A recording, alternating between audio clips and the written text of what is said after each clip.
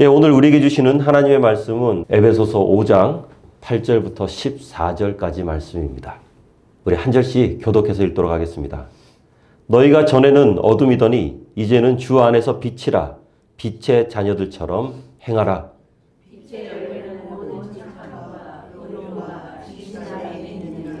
주를 기쁘시게 할 것이 무엇인가 시험하여 보라.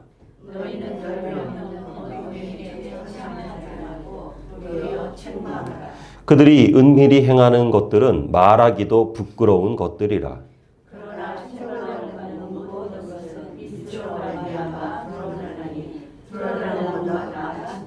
함께 옵니다.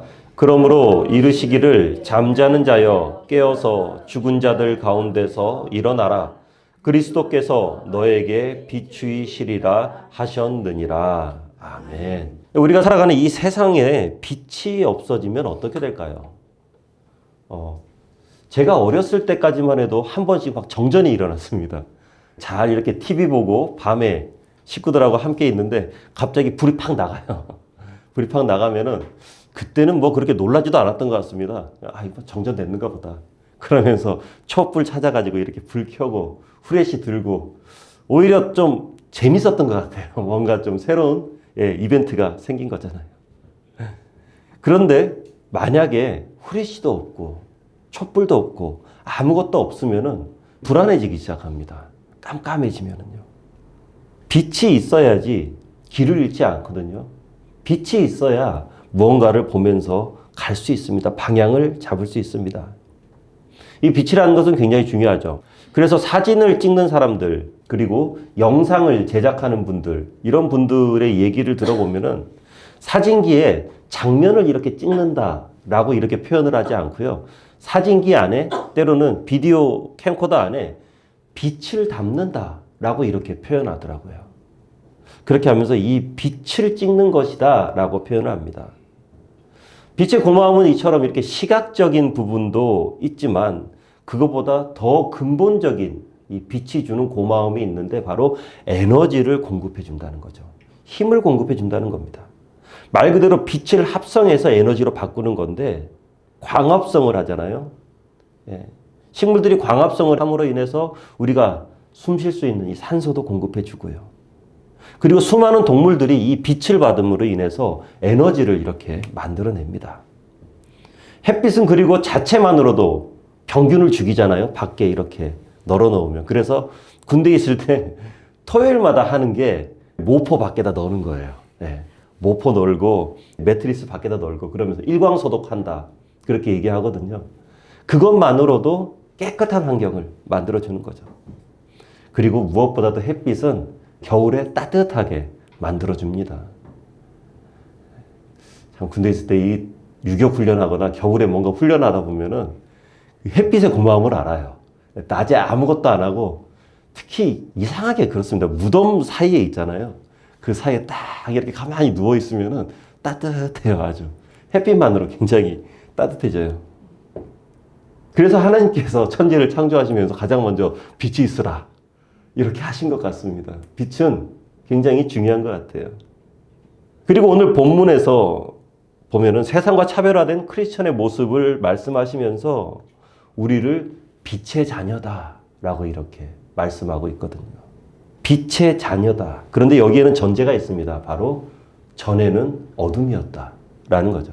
어둠이라는 것은 세상을 말하는 건데 뭐 세상이 진짜로 어둡다, 깜깜하다 이런 거라기보다는 죄 때문에 더러워진 영적인 어두움을 뜻하는 거죠. 제 아무리 멋진 건물, 와, 저 건물 정말 멋있다. 화려하게 장식되어 있는 것들. 그리고 굉장히 눈부신 외모를 가진 사람들.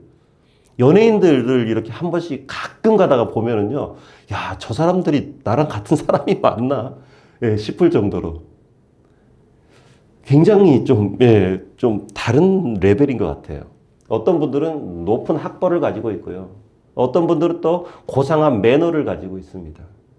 그런데 아무리 그거를 가졌다고 할지라도 하나님 보시기에는 그냥 거무튀튀한 겁니다. 어두운 거예요. 도저히 봐줄 수가 없는 거죠. 이것은 우리가 어떤 눈으로 보느냐에 따라 달라지는 문제거든요. 사실 우리가 지금 있는 이 공간도 그렇습니다. 완전히 깜깜하고 어둡게 만들어 놓고 후레쉬 하나 딱 비춰보세요. 그러면은 이게 또 먼지 어마어마하게 떠 있잖아요. 막 돌아다닙니다. 내가 이런 먼지를 다 마시고 살았나 싶지만 그냥 안 보이니까 사는 거예요. 우리는 모르니까 사는 거예요. 근데 하나님께서는 그게 보이시는 거죠. 깜깜한 거예요. 도대체 눈 뜨고 봐줄 수 없는. 세상이 아무리 화려함과 럭셔리함으로 한껏 꾸몄다고 해도 하나님 보시기에는 그냥 시커먼 어둠일 뿐입니다. 이런 어둠의 특징들을 몇 가지 있죠. 일단은 어둠은 숨겨요. 남들 몰래 들키지 않고 드러내지 않고 숨어서 합니다. 은밀합니다. 세상의 모든 음모들이 다 이렇잖아요. 몰래 은밀하게 진행되는 거. 이게 어둠의 습성이죠. 왜 아이들이 또 방에서 딴짓할 때 보면은 창문 이렇게 활짝 열어놓고 밝게 커튼 딱 쳐놓고 커튼 걷어놓고 문 활짝 열어놓고 그렇게 하지 않습니다.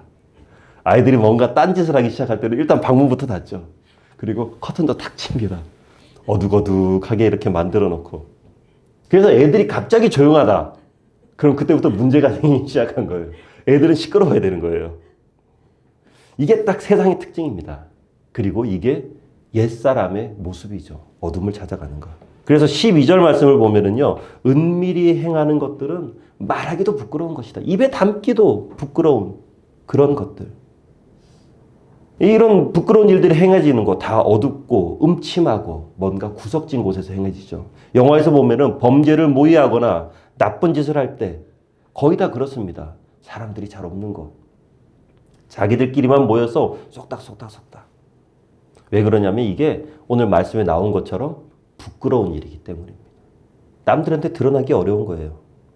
그래서 제가 예전에 청년들 지도하면서 한번 내가 목사님 제가 이번 올해부터는 신앙생활 한번 좀 제대로 해보겠습니다. 그러면서 막 의욕을 막 불태워 옵니다. 그러면서 성경 공부도 이렇게 참여하겠습니다. 제가 뭐 셀장도 하겠습니다. 제가 어떤 봉사활동도 이렇게 하고요. 올해는 꼭 해외 선교 같이 나가겠습니다. 하면서 의지를 막 불태웁니다. 활활 불태웁니다. 그러면 제가 주로 물어보는 건 그겁니다. 회사 끝나고 밤에 주로 뭐 해? 이렇게 물어봐요. 평일날 저녁에 주로 뭐 하냐? 교회 오는 날 말고 교회 와서 뭐 할 때는 다 나이스합니다. 다 괜찮습니다. 그런데 회사 끝나고 평일날 밤에 그 시간에 혹시라도 뭔가 부끄러운 행동이 있거나 떳떳하게 드러낼 수 없는 것이 있다면 그리고 잠자기 전에 나의 모습 가운데서 뭔가 어두운 부분이 있다면 일단 가장 먼저 그것부터 해결하자. 해결해 놓고 그 다음에 하나님 앞에서 우리가 그런 선교도 하고 봉사도 하고 그렇게 하자. 어두움 가운데 사람들이 알지 못하는 은밀한 나만의 시간이 밝게 비춰져 있지 않다면 어떤 노력도 다 물거품이 되기 때문입니다. 어둠의 습성을 가장 먼저 버려놓고 그 다음에 하나님 앞에 나 자신을 드려야 되거든요. 둘째로 어둠의 습성은 무지예요. 알 수 없어요. 예수님을 알기 전에는 이 죄가 얼마나 더러운 건지 모릅니다. 남들 다 그렇게 사니까요. 세상 사람들 다 그렇게 허용해요. 나도 그렇게 살아가요. 괜찮습니다. 다 그렇게 살아가는 거예요. 알지 못하고 이해하지 못하니까 하나님의 말씀을 들어도 이 하나님의 말씀이 뭔지 잘 모릅니다. 말씀 읽어봐야 묵상도 안 되고 잠만 옵니다. 그러니까 이게 일반 복음이 아니라 수면 복음이라고 얘기하죠. 잠만 오는 거예요. 어둠에 있다 보니까 영적인 분별 자체가 안 되는 겁니다. 우리 고린도 후서 말씀 함께 한번 읽어보겠습니다. 시작. 만일 우리의 복음이 가리었으면 망하는 자들에게 가리어진 것이라. 그 중에 이 세상의 신이 믿지 아니하는 자들의 마음을 혼미하게 하여 그리스도의 영광의 복음의 광채가 비치지 못하게 함이니 그리스도는 하나님의 형상이니라. 아멘. 그리스도의 빛이 사람들 속으로 쫙 들어가야 되는데 그 가운데 딱 막혀 있는 거죠. 가로막고 있어요. 사탄이, 어둠의 영이 그 가운데를 딱 막고 방해해요. 그러니까 이게 안 되는 거예요. 이 방해물들을 걷어내야 되는데 이것을 걷어내는 가장 쉬운 작업이 가장 먼저 하나님 앞에 엎드려 기도하는 겁니다. 하나님, 그 모든 것들을 제어해 주시옵소서. 그러니까 특별히 이 교회의 여러 가지 사역들을 진행하면서 가장 먼저 해야 될 것이 기도라고 하잖아요. 기도하지 않고 아무것도 하지 말라고 하잖아요. 그 이유가 바로 그겁니다. 당연히 될 것 같은데 막상 시작하면 안 되는 일들이 굉장히 많거든요. 어둠의 권세가 중간에 딱 가로막고 있어서 그래요. 사탄이 가로막고 있어서 그래요. 그래서 기도하지 않거나 영적으로 강하게 무장되어 있지 않고 그냥 시작하면요, 성도들 간에 싸움만 일어나죠. 분란만 일어나게 되는 겁니다. 안 하는 일만 못하게 되죠. 그리고 영적으로 무지한 사람들은 죄의식이 없습니다. 더러운 생각을 하고 못된 말을 막 이렇게 하면서도 거침이 없습니다. 막 못된 말을 하면서 나중에 뭐라 하는 줄 알아요? 나는 쿨하니까. 괜찮대요. 나를 비난하는 다른 사람들이 이해가 안 된대요. 나는 괜찮은데. 나의 모든 행동을 옳고 너희들은 다 틀렸다. 나의 잘못이 혹시라도 드러난다고 하더라도 그럴 수밖에 없었던 상황을 설명하죠. 그러면서 전적으로 다른 사람의 잘못에 의해서 내가 어쩔 수 없이 선택했다. 라는 그런 궤변들을 막 늘어놓습니다. 그리고 막 교회 안에서 보면은요, 주변을 시끄럽게 하는 분들이 있어요. 막 분열을 일으키는 분들이 있어요. 아무튼 좀 그렇습니다. 그분들이 이야기한 게 그거죠. 목적이 수단을 정당화한다. 그렇게 하면서 교회에 어려움을 일으키고 분란을 일으키는 것은 아랑곳하지 않습니다. 그러면서 그분들이 무엇을 주장하느냐? 정의와 공의를 주장합니다. 그렇게 하면서 막 사람들 힘들게 하고 교회를 힘들게 해요. 하지만 이런 모든 사람들이 변화될 수 있는데 그것은 바로 예수님 만나면 변화되는 줄로 믿습니다. 주님의 음성이 그 영혼들을 딱 깨워버려요. 우리 14절 말씀 함께 읽겠습니다. 시작. 그러므로 이르시기를 잠자는 자여 깨어서 죽은 자들 가운데서 일어나라. 그리스도께서 너에게 비추이시리라 하셨느니라. 아멘. 우리 모두 구원받으면서 이 음성 듣고 일어난 겁니다. 일어난 거예요. 일어나라. 이 음성을 듣고 안진뱅이가 자리를 들고 일어나서 새로운 삶을 향해서 비전을 향해서 걸어 나갔잖아요. 그런 것처럼 우리의 영도 일어나서 사망에서 구원으로 옮겨진 겁니다.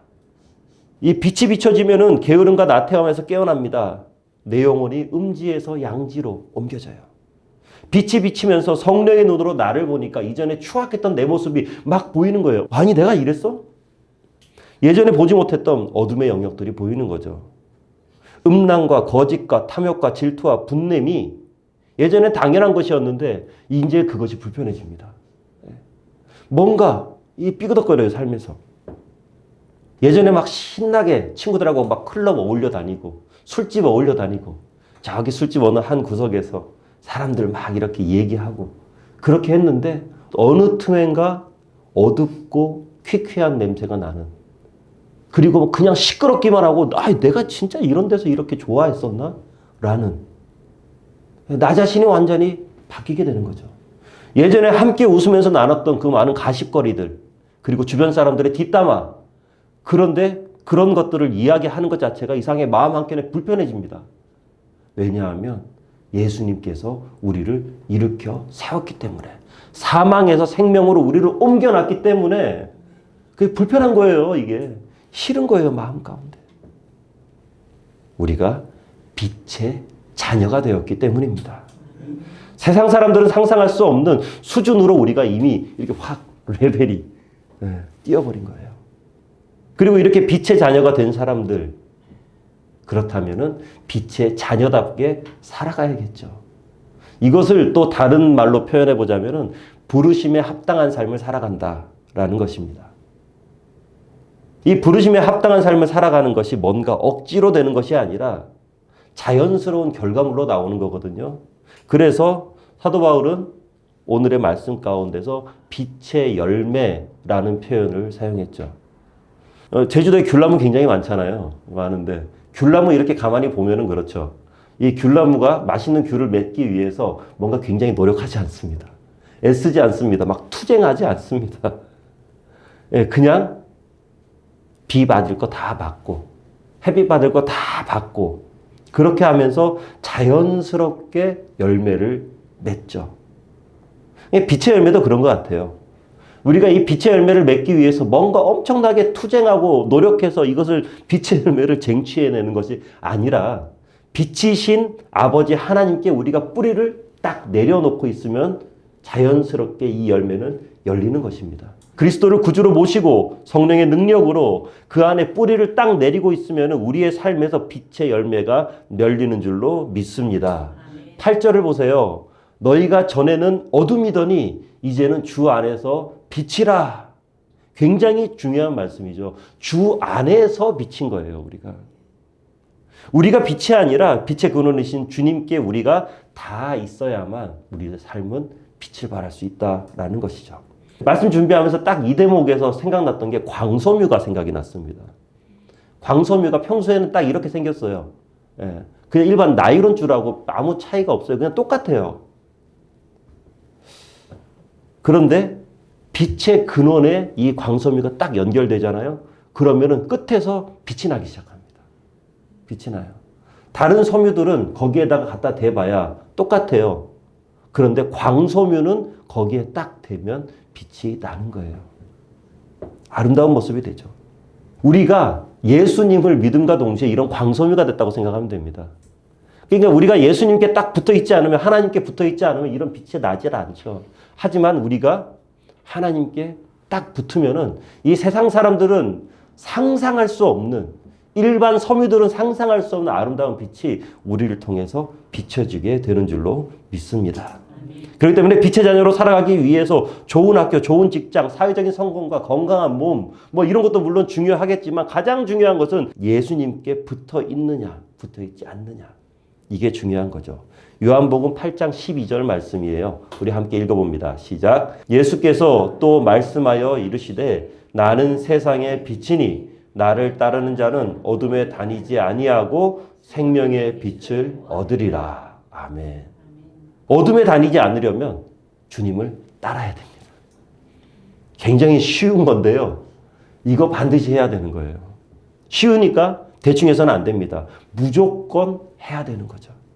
우리의 24시간이 항상 주님과 동행하는 시간이 되어야만 합니다. 매 순간마다 기도하고 주님을 찾고 그 음성을 듣고 말씀을 묵상하고 그리스도의 이름으로 우리가 사랑을 실천하고요. 그러면은 우리는 예수님을 따라다니는 삶이 되는 거죠. 어둠 속에서 헤매지 않습니다. 잘못된 판단을 하거나 분노에 휩쓸리지 않습니다. 주님과 딱 접속해 있으면은 어떤 어려움이 찾아와도 흔들리지 않고 빛의 자녀로서 하나님의 영광을 드러내며 살아갈 수 있게 되는 거예요. 그리고 하나님과 연결되어 있으면은 하나님의 성품이 우리에게 계속 흘러 들어오게 됩니다. 9절 말씀을 보면은요, 빛의 열매는 모든 착함과 의로움과 진실함에 있느니라. 바로 이게 하나님의 성품이죠.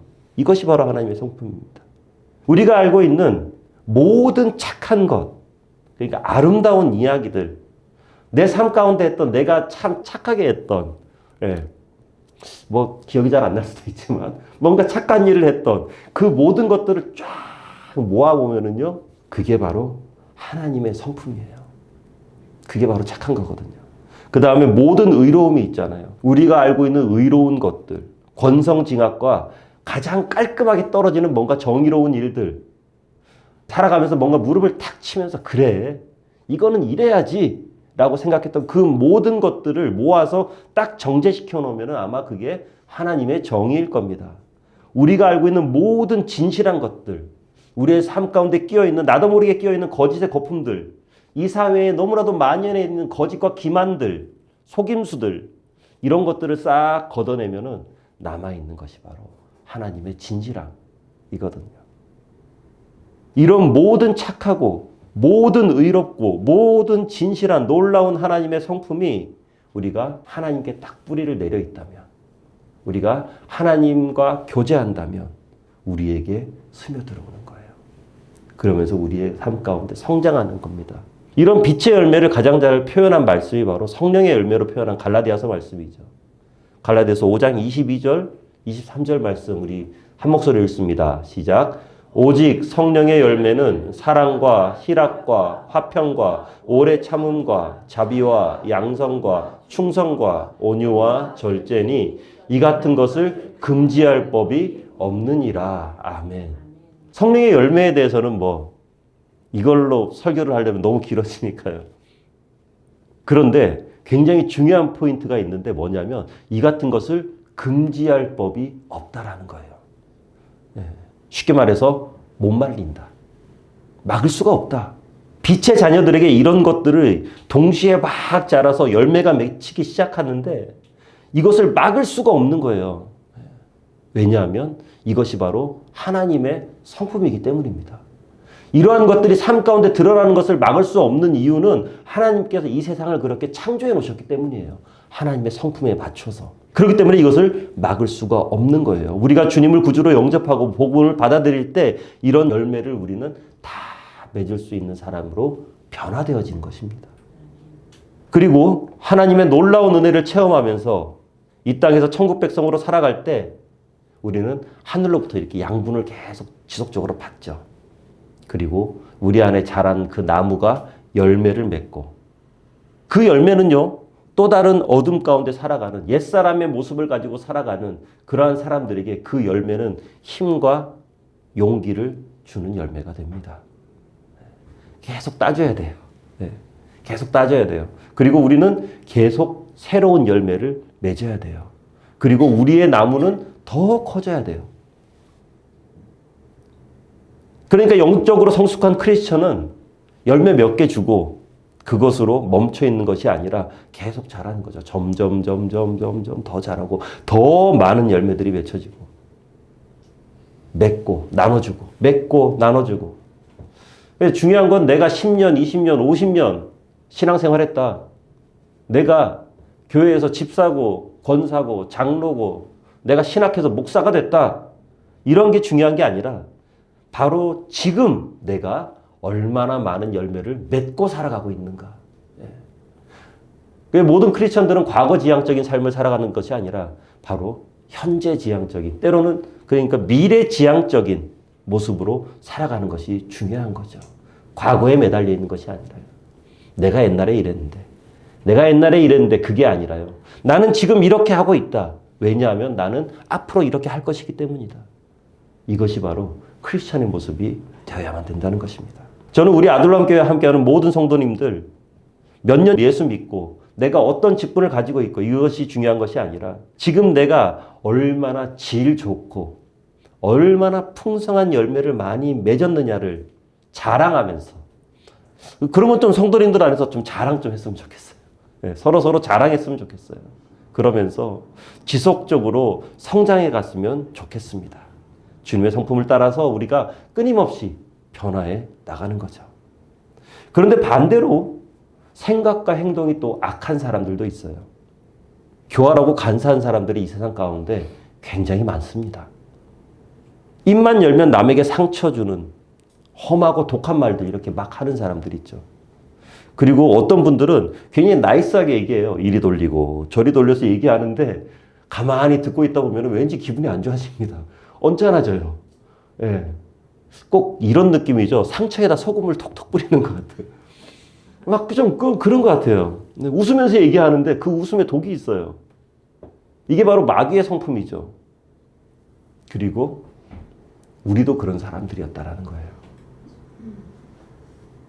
아주 간교한 그런 삶을 우리도 살았다는 거죠. 하지만 예수님 믿음으로 우리는 달라집니다.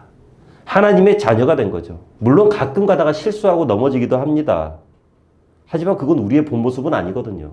우리도 가끔 못되고 독한 말들 할 때가 있습니다. 상대방에 상처 주고 못되게 말할 때도 있어요. 그런데 그게 우리의 본 모습은 아니에요. 우리의 본질이 아닙니다. 이것은 내 모습이 아니다. 그렇게 선포하셔야 되는 거예요. 왜 월드컵이나 축구 경기들 이렇게 보잖아요. 보면은 다른 팀들은 몰라도 제가 좀 믿는 팀이 한 팀이 있습니다. 브라질 팀은 제가 좀 믿고 봅니다.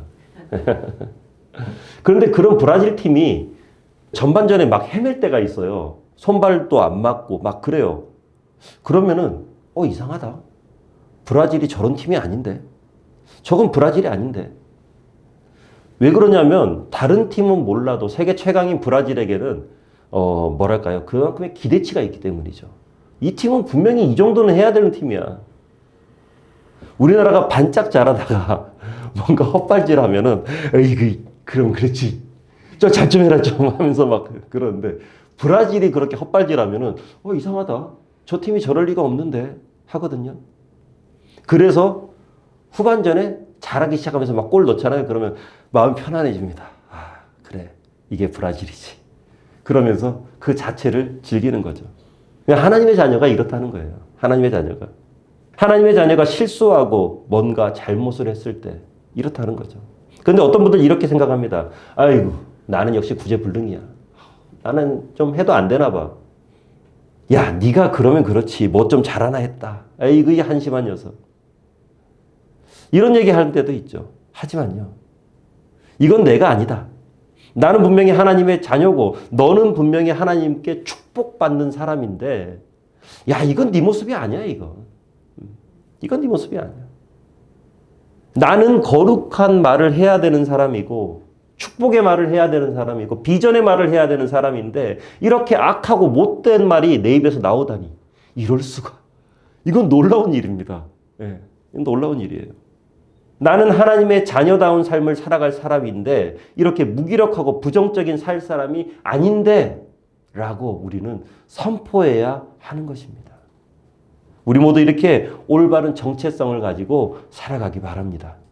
혹시라도 나와 주변을 향한 부정적인 말들 그리고 과거 지향적인 생각이 들어온다면 이 나사렛 예수 그리스도의 이름으로 끊어내십시오. 그리고 선포하시기 바랍니다. 나는 잘될 사람이야. 나는 축복받는 사람이야. 나는 성령의 사람이야. 내가 이렇게 말한 것은 그냥 브라질 팀이 헛발질함을 한 거야. 나는 원래 이럴 사람이 아니다라는 거. 가끔 넘어지고 옛 습관에 빠져서 허우적거릴 수도 있겠지만 우리의 진짜 모습은 그것이 아니라 바로 하나님과 동행하며 성령의 능력을 가지고 빛의 자녀로 살아가는 모습이기 때문입니다. 우리 모두는 반드시 그렇게 살아갈 것입니다. 자, 말씀을 맺겠습니다. 원래 어둠에 속해 있는 그리고 옛사람의 모습으로 살아가면서 비참하고 참담한 결과를 그리고 그것이 얼마나 잘못된 것인지도 모른 채 살아갔던 것이 바로 우리의 모습이죠. 하지만 하나님께서는 그런 우리를 택하셔서 어둠에서 빛으로 사망에서 생명으로 옮겨주셨습니다. 상상할 수 없는 신분과 지위가 우리에게 주어진 거예요. 그런데 우리가 또 살아가는 세상은요, 여전히 어둠이에요. 여전히 어둠 가운데 있거든요. 옛사람의 모습에서 벗어나지 못하고 그렇게 사는 것이 많은 사람들은 그것이 옳다고 얘기합니다. 그것이 괜찮다고 얘기합니다. 왜냐하면 그분들은 그것 말고 아는 게 없어요. 그리고 복음을 들려줘 봐야 이분들은 그거를 이해하지 못합니다. 왜냐하면 그 마음 가운데 성령이 없으니까. 성령이 그 말씀을 이해하도록 만들어 주셔야 되는데 알 수가 없는 거죠. 그리고 안타깝게도 우리 역시 가끔 가다가 그런 영향을 받기도 합니다. 실수하기도 하죠. 그런데 사단은 그렇게 실수한 우리를 향해서 또 특달같이 달려옵니다. 우리의 실수를 막 부풀립니다. 뻥튀기 시켜요. 그러면서 야, 너 그렇게 살아봐야 결국 그건데 뭐 그렇게 힘들게 사냐. 다시 옛 모습으로 돌아가라. 사단이 그렇게 속삭이기도 하죠. 하지만 그렇지 않습니다. 혹시라도 실수가 있거든, 혹시라도 사단의 거짓 메시지에 마음이 흔들리거든 가장 먼저 나사렛 예수 그리스도의 권세 있는 이름으로 명령하시고 모든 못된 것과 부정적인 생각들 싹 다 몰아내시기 바랍니다. 그리고 하나님께 뿌리를 딱 내려놓으세요. 뿌리를 딱 내려놓으시고요. 그렇게 하시면서 하나님께서 기뻐하실 만한 빛의 열매, 성령의 열매를 맺어가시기 바랍니다. 그 열매는 나를 살리는 열매입니다. 가장 먼저. 그리고 우리의 이웃과 가족을 살리는 열매가 되고요. 그리고 그 열매는 바로 열방을 회복시키는 열매가 될 것입니다. 결정적으로 그 열매를 통해서 하나님께서 영광 받으실 거예요. 이번 한 주간도 어둠에서 빛으로 옮겨진 하나님의 백성다운 삶을 살아가는 우리 모두가 되어지기를 주님의 이름으로 축원합니다. 기도하겠습니다. 은혜가 많으신 아버지 하나님, 어둠에서 빛으로, 사망에서 생명으로, 옛사람의 모습에서 새사람의 모습으로 우리를 바꿔주심에, 그렇게 우리를 인도하여 주심에, 우리의 삶 가운데 은혜 주시고 복 주심에 감사드립니다. 하나님의 그 말씀 따라 살아가며 하나님의 은혜를 사모하며 살아가며 하나님께서 기뻐하시는 것들이 우리의 기쁨이 되고 하나님께서 미워하는 것들이 우리가 미워하는 것이 되도록 해 주시옵소서. 하나님께서 기뻐하시는 열매를 많이 맺어서 그 열매를 통해서 나도 살고 이웃도 살고 열방을 회복시키도록 해 주시옵시고 하나님 그 열매를 통해서 영광받아 주시옵소서. 이번 한 주간 그렇게 힘있고 능력있게 살아가도록 해 주시옵소서. 예수님 이름으로 기도합나이다. 아멘.